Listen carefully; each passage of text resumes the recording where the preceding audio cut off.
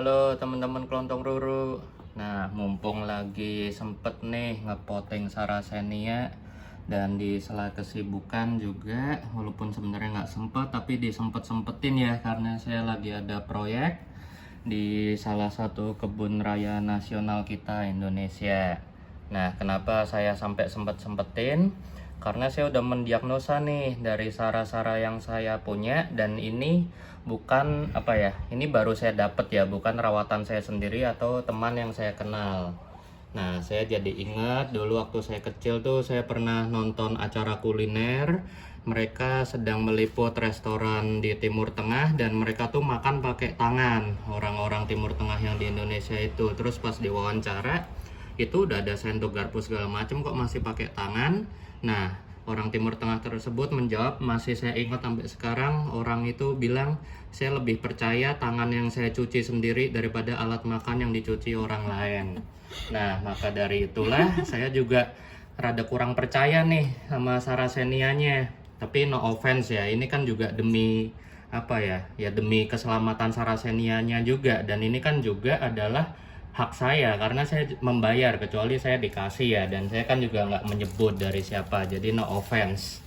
Jadi ini lebih ke saran aja kalau teman-teman mengalami atau membeli tavor atau tanaman apapun dari orang lain, terutama yang kita nggak kenal. Nah, kita juga wajib waspada terhadap hama. Ingat, waspada terhadap hamanya, bukan nama sellernya ya, no offense sekali lagi. Nah, ini contoh nih, karena dulu yang di sana tuh ada saya report, itu kutunya parah banget sampai seember. Nah, ini saya curiga yang belum sempat saya report kelihatannya baik-baik aja, tapi ternyata juga parah investasinya. Nah, contoh ini nih. Ini kan terlihat baik-baik aja. 3 ini.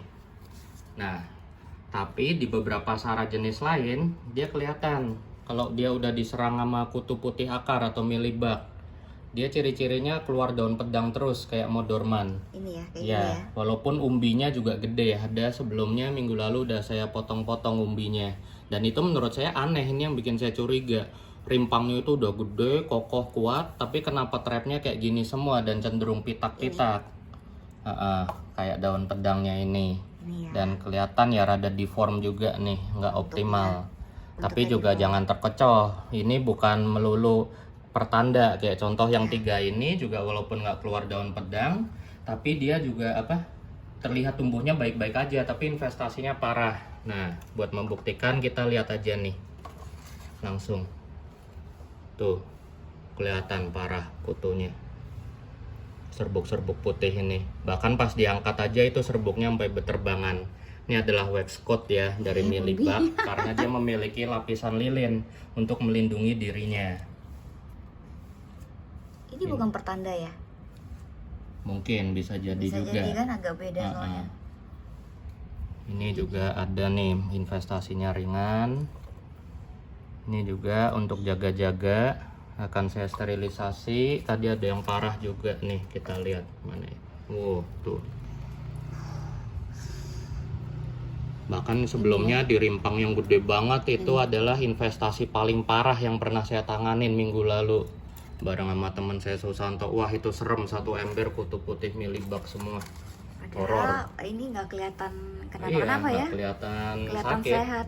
Ini juga tuh relatif nggak kelihatan sehat tuh, serem banget kutunya. Ini ya, sini. Nah, ini semua medianya saya bersihin, dan ini jangan dipakai lagi ya, karena kutu-kutu itu kan bersarang di sini, kita nggak tahu telur-telurnya segala macam tuh masih bisa netes, kecuali kita niat kita olah dengan pestisida, kita jemur segala macam. Tapi kalau saya sih saya buang nanti. Kemudian tentunya saran penanganannya, siapin media yang udah fresh, udah dibilas, spagnumnya, perlitnya juga udah dibilas. Nah, untuk penanganannya, pestisida yang paling utama saya gunain itu jenis Starkel G karena sifatnya sistemik. Jadi kalau next someday ada kutu yang nggak kebunuh masih netes, itu masih kebunuh karena racun dari Starkel J tersebut diserap oleh Sarracenia dan bertahan di badannya atau di metabolismenya. Jadi progeninya atau telur-telur yang nanti netes itu bakal mati pas dia ngisap sarannya. Nih, gejalanya kelihatan khas banget tuh. Ini juga sedikit anomali ya, karena si milibak itu demen banget di media yang becek, kerendam air. Tapi kalau mereka kita tenggelamin kayak gini, itu bisa mati juga, suffocated mereka, mati tenggelam. Jadi kalau orang bule-bule yang lebih pengalaman piara sara, secara ini juga tanaman mereka ya, mereka yang pasti lebih ahli, itu bahkan mereka pakai shower untuk bener-bener make sure semua kutunya itu luntur.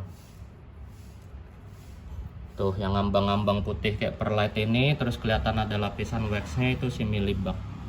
Tuh. Dan ini mereka hidup ya. Ini baru yang kecil, yang minggu lalu saya tanganin yang rimpang besar. Wah, itu investasi kutu paling parah seumur hidup saya main Tafor horor. Teman saya Susanto aja sampai jijik liatnya, hihihi, padahal badannya gede kayak T-Rex. Kita bilas, kelihatan tuh. Terus juga di investasi yang parah banget kemarin itu, walaupun udah saya bilas kayak gini, kemudian saya iseng nih, saya gini bilas terus sambil goyang kenceng, itu ternyata di dalamnya masih banyak lagi kutunya. Kalau Sarracenia agak kayak Nepenthes nggak? Kalau akarnya ke damage dia stres. Sebenarnya semua tanaman pasti stres, tapi daya tahannya terhadap repotting dan kerusakan akar itu relatif masih tolerable. Jadi Sarracenia ini bisa dibilang adalah nepenya orang bule atau Amerika. Dia termasuk yang relatif lebih bandel kalau di repot segala macam. Tapi kalau pertanyaannya stres atau enggak, ya tetap pasti stres lah, namanya tanaman. Cuman kan kalau saya prinsipnya adalah mendingan tanaman stres di repot tapi selanjutnya sehat selama kita supply dengan kondisi pemeliharaan yang ideal, dibandingkan dengan tanaman mati pelan-pelan karena kutu jahanam kayak gini ya. Jahanam. Ini jahanam, ini kutu kayak gini, predatornya aja hampir nggak ada. Nah, ini sebenarnya mesti kita bilas lagi dengan air untuk lebih make sure, terutama dan air yang mengalir ya. Kami siapkan.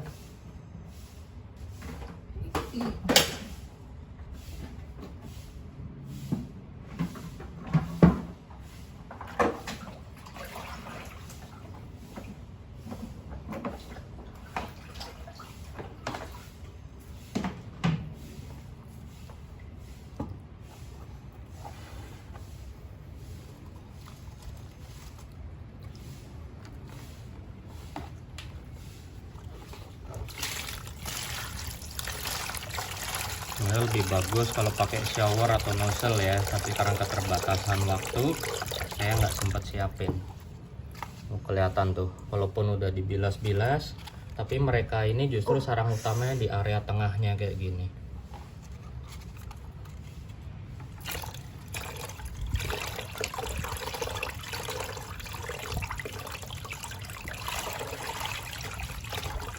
Betapa kuatnya mereka nempel, mau dibilas, diseka pun masih banyak. Jadi ini proses yang sebenarnya udah pasti membuat Sarracenia stres, karena akarnya pasti benar-benar sangat terganggu atau terdamage ya. Kemudian untuk yang susah yang susah dihilangin kayak gini, yang masih menempel walaupun kita seka-seka kayak gini, itu penanganannya nanti setelah kita rendam. Nah, sembari proses pembersihan ini kita juga tentunya sambil pantau nih, seperti yang sering kami saranin, kita bersihin umbinya. Karena seperti jenis alocasia dan tanaman aroid lainnya, umbi-umbi tua seperti ini walaupun sebenarnya nggak apa-apa, tapi kalau di kondisi kultivasi kayak gini bisa mengundang penyakit, karena biasanya jadi sarang pes seperti ini ya. Umbinya jadi harus sering-sering dibersihin ya. Ya, tapi kalau ini kan sekalian pas sempet ya, mumpung sekalian stresnya gitu, bersihnya juga mesti hati-hati. Tapi kalau teman-teman sempat juga nggak apa-apa, rutin sebulan sekali maintenance, ada bagian umbi kering atau enggak. Tuh lihat dibilas pun kutu-kutunya masih pada banyak ngambang ya. Ini kalau iseng saya celup gini lagi tuh, bahkan masih keluar tuh. Ini parah ini. Kebayang ya, sekecil ini aja kutunya nggak habis-habis, apalagi yang waktu itu rimpangnya segede kepalan tangan saya, itu horor banget embernya. Nah, untuk yang susah seperti ini, biasanya Saracenia yang kayak gini akan saya rendam di Starkelj. Dan untuk larutan Starkelj-nya saya juga menggunakan air AC, dan sebelumnya Starkelj-nya sudah saya seduh dengan air panas ya, untuk memastikan pengencerannya sempurna. Dan ini biasanya lama perendamannya itu saya sesuaikan dengan ukuran Saracenia dan ukuran akarnya. Karena semakin rimbun segala macam tentunya membutuhkan waktu penyerapan yang semakin lama. Bisa dibilang karena jumlah metabolismenya yang harus disuplai ke tiap kantong kan lebih banyak dibandingkan yang kecil. Jadi kalau sara-sara yang ukuran besar itu bisa saya rendam sekitar 20-30 menit. Kalau yang kecil-kecil kayak gini biasanya saya rendam sekitar 10-15 menit. Pakai feeling aja. Lama-lama teman-teman pasti punya feelingnya. Nah, kemudian ini juga pas direndam biasanya bakal ngambang semua ini.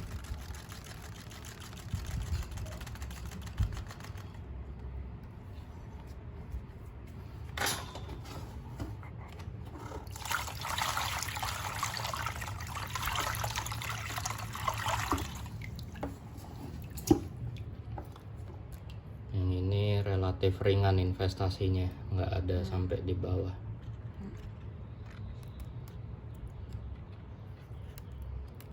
Investasi yang saya maksud itu dari kata invested ya, kosakata bahasa Inggris. Kalau biasanya orang kan investasi itu konotasi menguntungkan, tapi kalau di sini maksudnya itu proses infeksi dari patogen atau hama. Tuh salah satu gunanya kita bersihin, selain buat ngilangin sarang kutu, juga biar si kulit-kulit ari ini nggak menghambat pertumbuhan nodul-nodul baru dari sarang. Tuh kelihatan ada yang kecil juga di sini.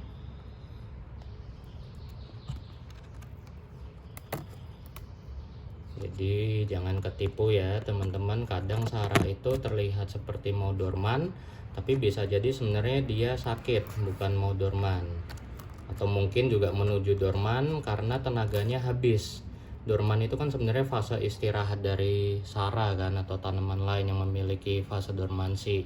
Dan karena tenaga dan nutrisi yang habis diserap sama kutu-kutu jahanam ini, makanya dia memutuskan dorman untuk menghemat energi. Dah lah kata dia, nggak usah tumbuh lagi, capek gua katanya.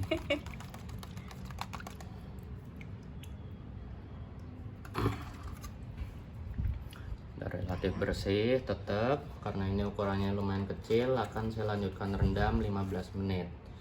Dan untuk selanjutnya nanti pada saat proses repotting juga saya pasti akan cuci tangan, dan media saya pastikan fresh, steril dari badan-badan kutu ini. Dan setelah di repotting ke media fresh, seminggu kemudian akan saya siram lagi dengan Starkelj. Udah cukup begitu aja penanganannya untuk Saracenia. Dan ingat, kalau ada pertanyaan pestisidanya apa yang aman segala macam, semua di dunia hobi itu adalah pengalaman, dan setiap orang bisa berbeda hasilnya. Silakan teman-teman coba sendiri. Tapi kalau kalian nanya ke saya, jawabannya adalah yang di pengalaman saya tentu berhasil, yaitu Starkelj, karena sifatnya sistemik dan relatif nggak stressful ke Saracenia. Dan ingat, sama seperti nepe, dalam proses pemberian pestisida baik yang sifatnya kontak maupun sistemik, kalau Starkelj ini kan sifatnya sistemik ya. Dan untuk yang kontak ini berlaku jangan sampai masuk ke trapnya. Jadi andai teman-teman mau pakai di luar Starkelj atau yang sifatnya kontak, itu saya saranin Decis dan kawan-kawannya itu rendemnya akarnya aja. Atau kalau mau di spray ke badan, kadang kan kutunya sara selain milibak yang di akar kayak gini, itu mereka juga sering diserang yang namanya scalebug atau kutu sisik yang bentuknya kayak kumbang koksi atau ladybug itu kelihatan mereka nempel di badannya. Nah itu saya rekomen selain pakai Starkelj juga bisa pakai pestisida kontak seperti Decis. Nah kalau Summit jujur saya sendiri belum berani pakai untuk Saracenia, karena efeknya ke nepe pun lumayan keras ya. Walaupun sebenarnya kutu-kutu gitu kadang ya, ini kan kesalahan manusia juga, kita terlalu sering gonta-ganti merek dan lainnya, itu malah jadi resisten. Jadi saya saranin jangan terlalu sering gonta-ganti merek. kita uji dulu dengan tekun dan sabar. Yang namanya hama nggak mungkin sekali semprot hilang. Itu butuh proses. Kalau di saya pribadi bisa 5-7 kali dalam periode waktu tertentu seperti 2 bulan atau 3 bulan. Kalau teman-teman nggak sabar, merasa ini udah saya semprot kok kutunya nggak hilang, terus ganti merek, itu teman-teman sangat mendukung revolusi pestisida dan sekaligus revolusi hama ya, karena mereka jadi cepat evolusinya untuk resisten. Oke, sekian teman-teman, semoga membantu tipsnya untuk Sarracenia kali ini. Thank you.